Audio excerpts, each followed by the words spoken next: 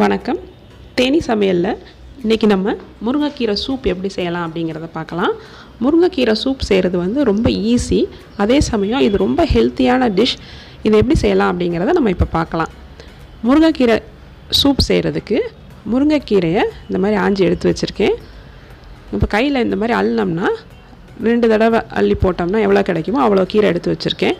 இது 2 டம்ளர் நம்ம போடுறதுக்கு யூஸ் ஆகும். இந்த ஈக்கெல்லாம் இருந்தால் பரவாயில்ல. நம்ம பொரியல் செஞ்சோம்னா தான் அந்த ஈக்கெல்லாம் உட்காந்து ரொம்ப மைன்யூட்டாக க்ளீன் பண்ணணும். ஒரு 5 சின்ன வெங்காயம், 3 பூண்டு, 1 ஸ்பூன் மிளகு, 1 ஸ்பூன் சீரகம்.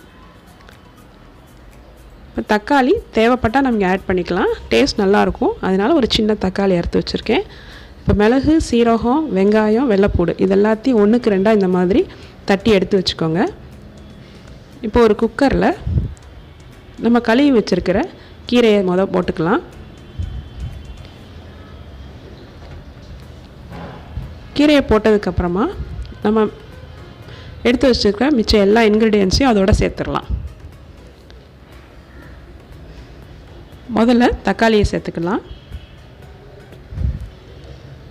அதுக்கப்புறம் நம்ம அரைச்சி வச்சுருக்கிற மிளகு, சீரகம், வெங்காயம், வெள்ளைப்பூடு இந்த கலவையை போட்டுக்கலாம். 1 ஸ்பூன் மஞ்சத்தூள் போட்டுக்கிடலாம். உப்பு வந்து நம்ம கடைசியாக சூப் செஞ்சு முடித்த பிறகு ஆட் பண்ணிக்கலாம், இப்போ தேவையில்லை. இப்போ நம்ம தண்ணி எவ்வளோ தேவையோ அவ்வளோ சேர்த்துக்க போகிறோம். நான் இப்போ வந்து 2 டம்ளர் சூப் வேணும், அதனால் 2.5 டம்ளர் தண்ணி ஊற்றிக்கிறேன். வேகும்போது கொஞ்சம் வற்றும், அதனால் 2 டம்ளர் சேர்க்குறேன். இப்போ நல்லா மிக்ஸ் பண்ணி விட்டுருவோம். மிக்ஸ் பண்ணிவிட்டு இப்போ குக்கரை மூடி வச்சு நம்ம ஒரு 5 விசில் விட்டு வேக விடுவோம். அதுக்கு முன்னாடி கொஞ்சம் நல்லெண்ணெய் விட்டுக்கிடலாம்.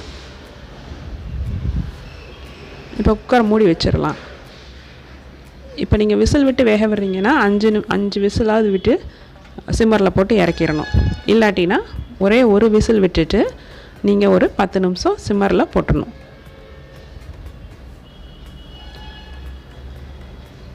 கீரையெல்லாம் வந்து ரொம்ப சீக்கிரமே வெந்துடும், அதனால் நம்ம அதிக நேரம்லாம் நம்ம வேக வைக்கணும் அவசியம் கிடையாது. கொஞ்சம் அந்த எசன்ஸ் எல்லாம் இறங்கணும், அந்த அளவுக்கு நம்ம வேக வச்சுட்டு நம்ம அடுப்பு ஆஃப் பண்ணிடலாம். இப்போ நமக்கு சூப் எப்படி வந்திருக்குன்னு பார்க்கலாம். இப்போ சூப் ரெடி ஆயிடுச்சு. இதை நம்ம வடிகட்டி எடுத்துக்கிடலாம். இதை ஒரு வடிகட்டி யூஸ் பண்ணி நம்ம ஃபில்டர் பண்ணிடலாம். மீதம் இருக்கிற சக்கையையும் நீங்கள் நல்லா ஒரு மத்து கொண்டு நல்லா மசிச்சு விட்டு நல்லா பிழிஞ்சு எடுத்துடலாம். இல்லை மிக்சியில் ஒரு சுற்றி கூட நீங்கள் வடித்து எடுத்துக்கிடலாம். இப்போ நமக்கு முருங்கைக்கீரை சூப் ரெடி ஆயிடுச்சு. நல்லா ஹாட்டாக இருக்குது. இதே சமயம் கொஞ்சம் பெப்பர் தூவி நீங்கள் சாப்பிடலாம். தேவையான அளவு உப்பு சேர்த்துக்கிடலாம். நல்லா மிக்ஸ் பண்ணி விட்டுருவோம்.